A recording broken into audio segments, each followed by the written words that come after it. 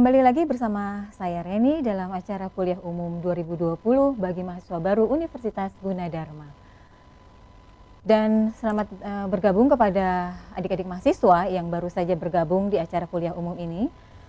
UGTV dapat diakses di channel 37 UAHF Digital atau channel 54 UAHF Analog, atau melalui streaming di ugtv.co.id atau tv.gunadarma.ac.id. Dan dapat juga melalui aplikasi UGTV Mobile pada iOS dan UGTV Digital pada Android. Dan juga jangan lupa untuk menekan tombol subscribe YouTube UGTV Official dan follow Instagram UGTV Official. Dan masih tema kita pada pagi hari ini adalah kesadaran lingkungan hidup sebagai wujud cinta tanah air. Tadi sudah disampaikan oleh Pak Agus Dharma bahwa mengapa banyak masyarakat yang belum menyadari betapa pentingnya menjaga lingkungan. Itu ada 3 faktor, yaitu yang pertama karena ketidaktahuan, yang kedua adalah berpikir jangka pendek, dan yang ketiga adalah tidak merasa bertanggung jawab. Baik, pemirsa, sebelum saya lanjutkan, mari kita saksikan terlebih dahulu video tayangan tentang UG Technopark.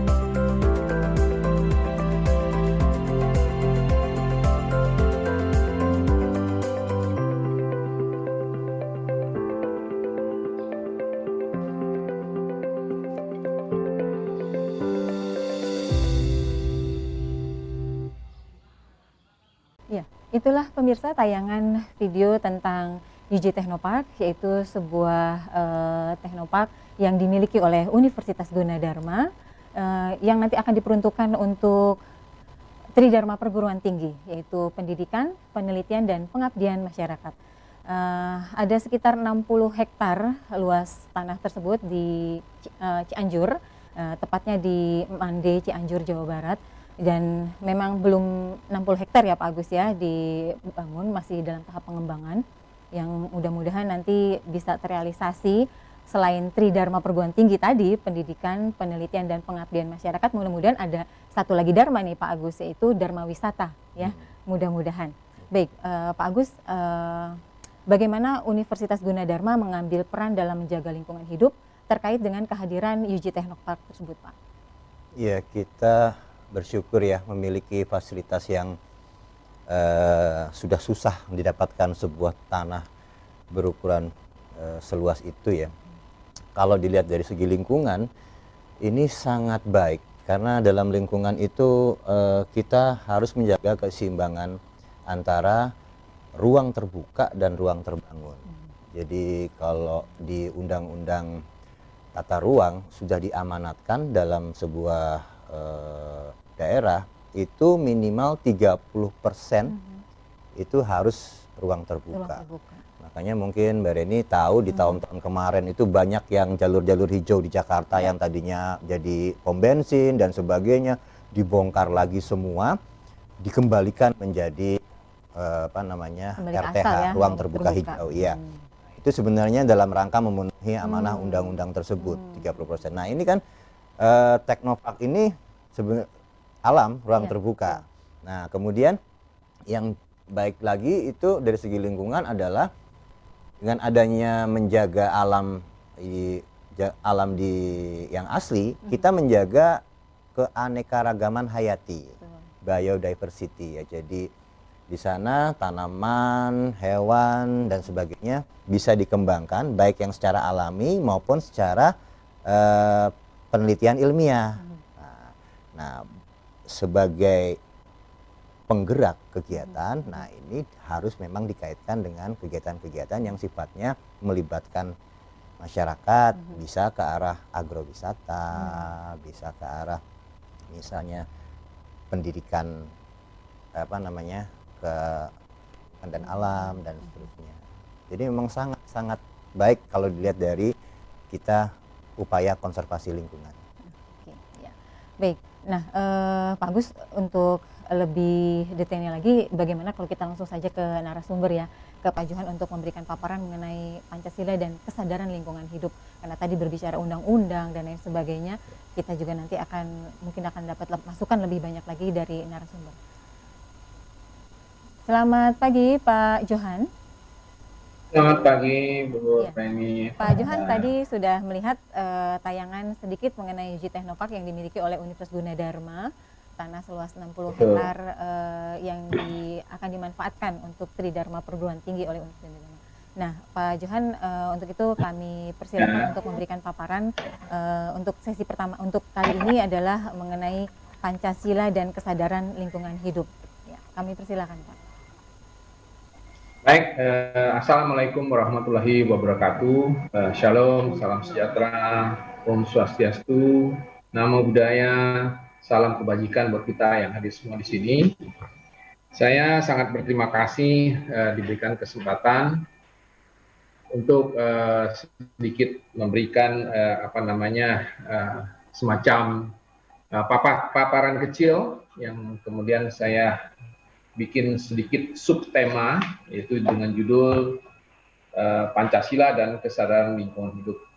Baik, sebelumnya saya ingin menyapa Bapak Wakil Rektor, Bapak Dr. Irwan Bastian, yang sudah berkenan membuka kuliah umum tadi, Ibu Dr. Reni, Ibu Dr. Agus, dan segenap sivitas akademika Universitas Gunadarma yang sudah hadir pagi ini.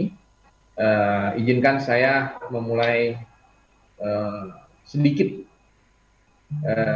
PowerPoint saya mengenai judul Pancasila dan Kesadaran Lingkungan Hidup.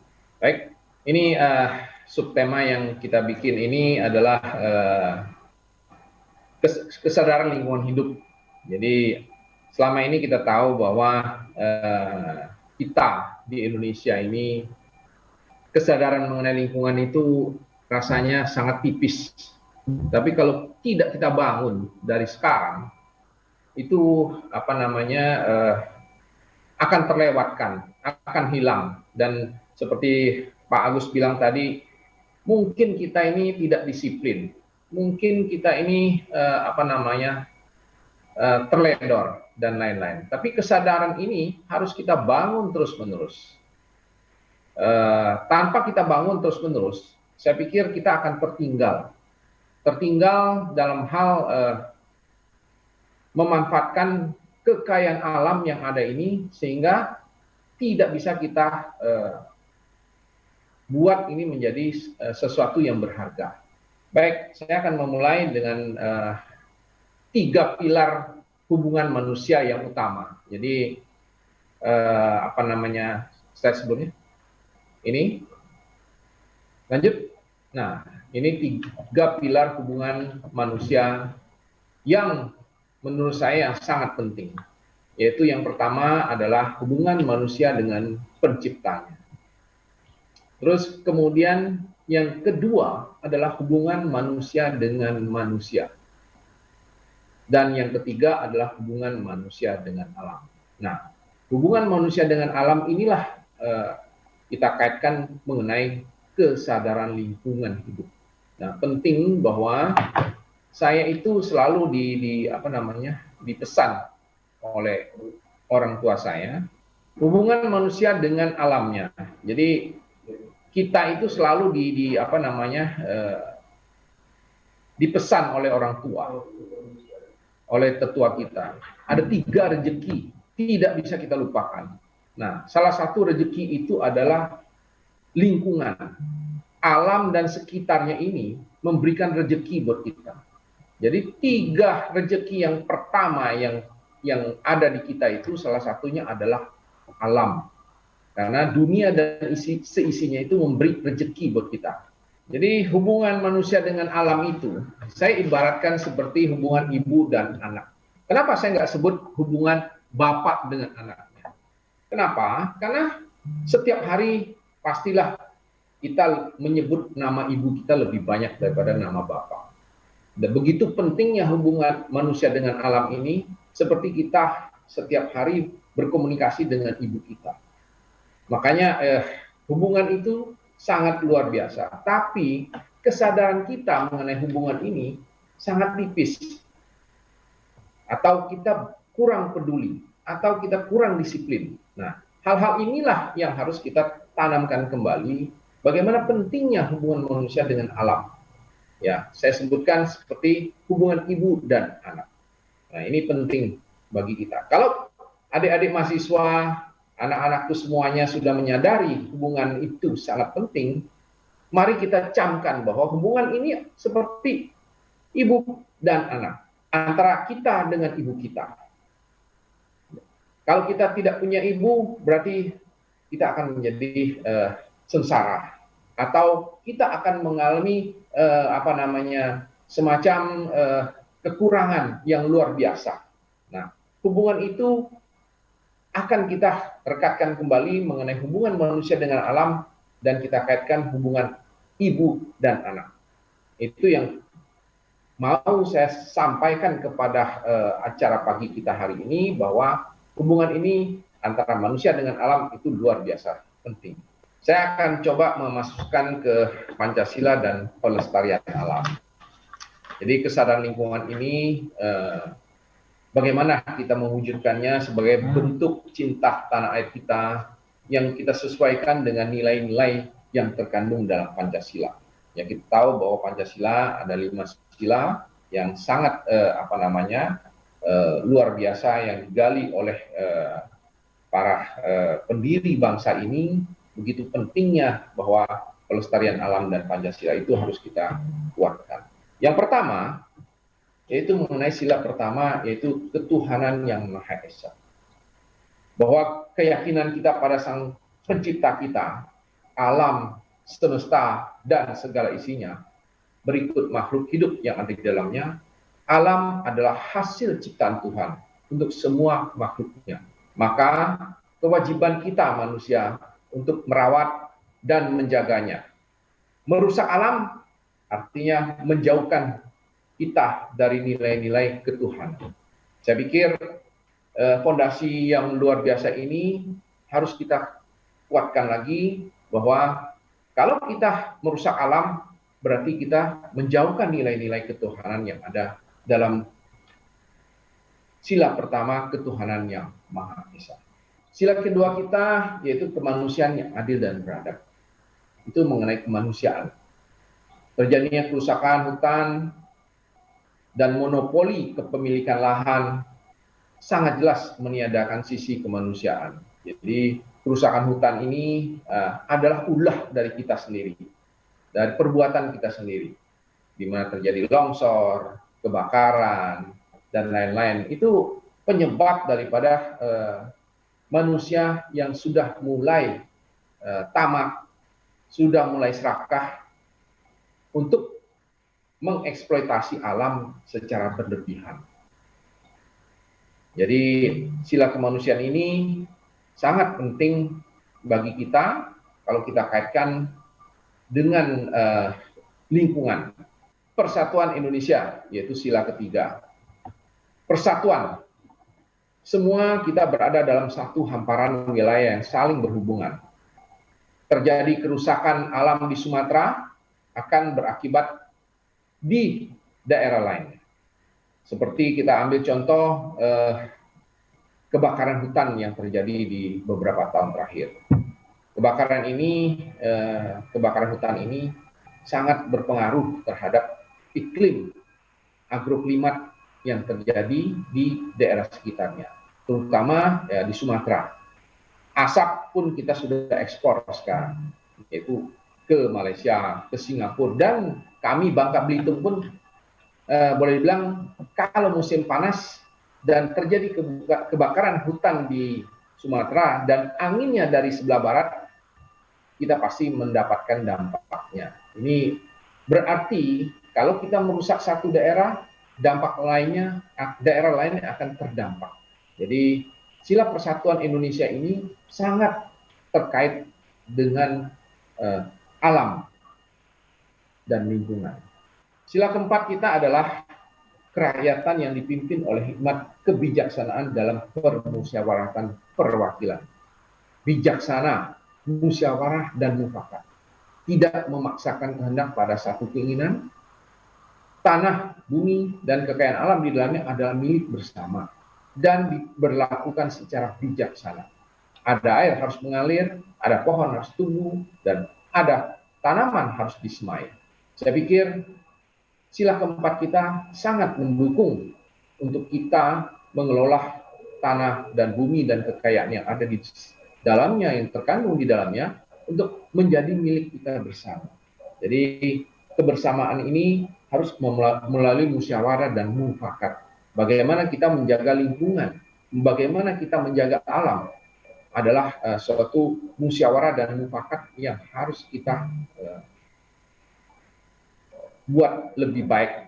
Sehingga bagaimanapun juga komunikasi kita dengan alam, karena ini bukan barang milik kita.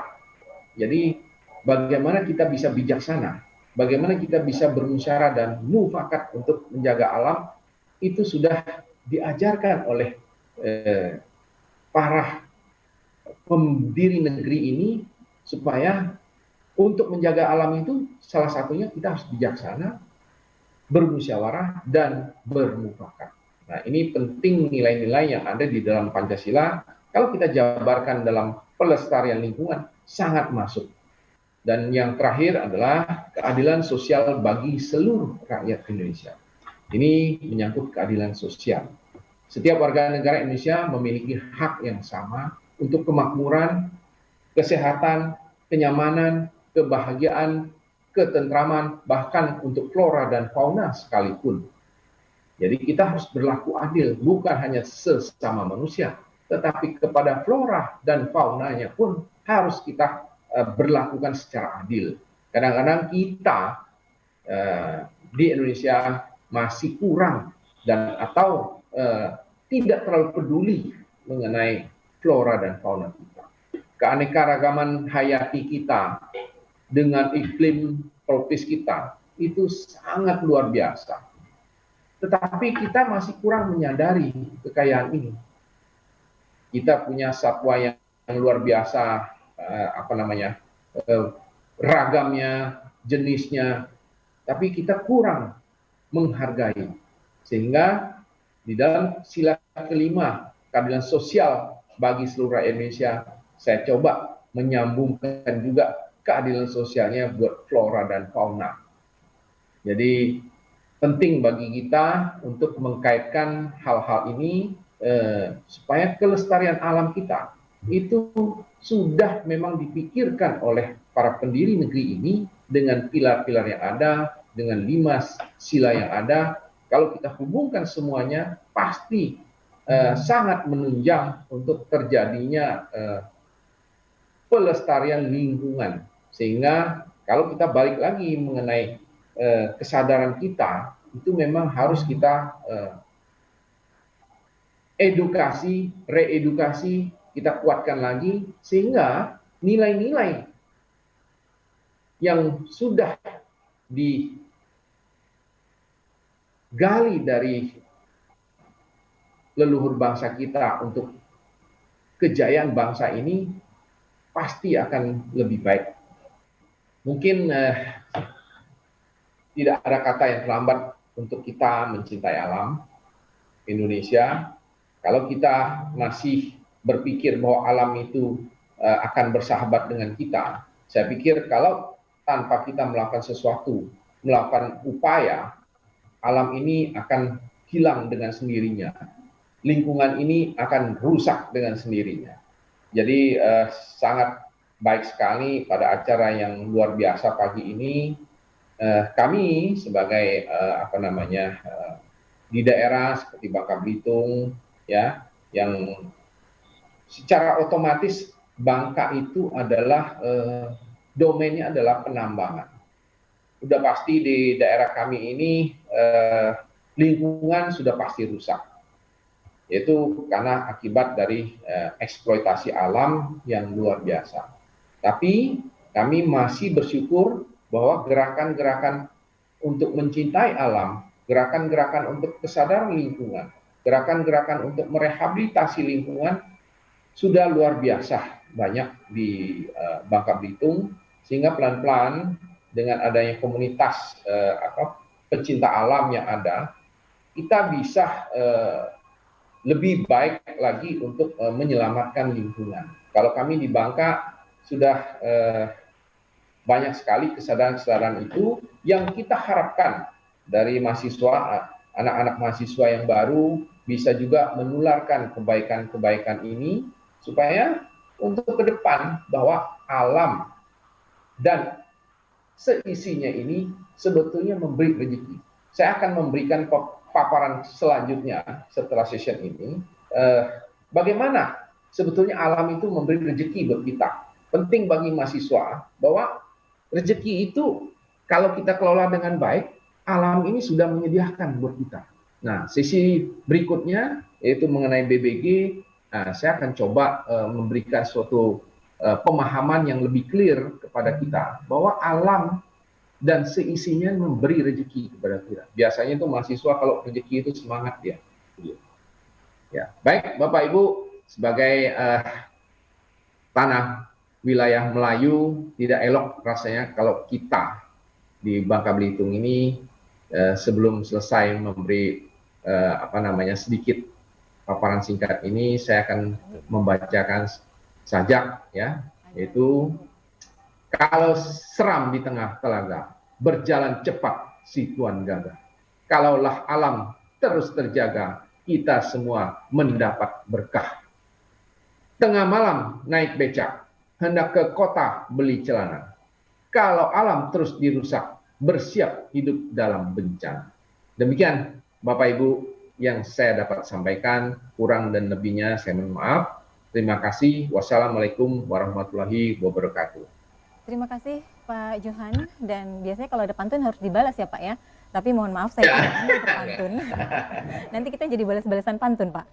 Baik, sangat menarik apa yang disampaikan oleh Bapak tadi, tentunya berkaitan dengan apa yang disampaikan di awal oleh Pak Agus.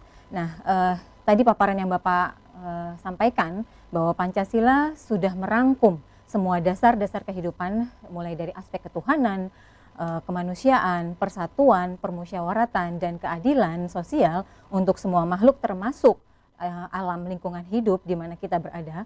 Nah, bisa dikatakan kehidupan ini adalah sebuah ekosistem yang besar ya Pak ya, atau dalam bahasa lain kehidupan ini terdiri atas geopolitik dan geospasial yang harus dipahami sebagai sebuah kesatuan.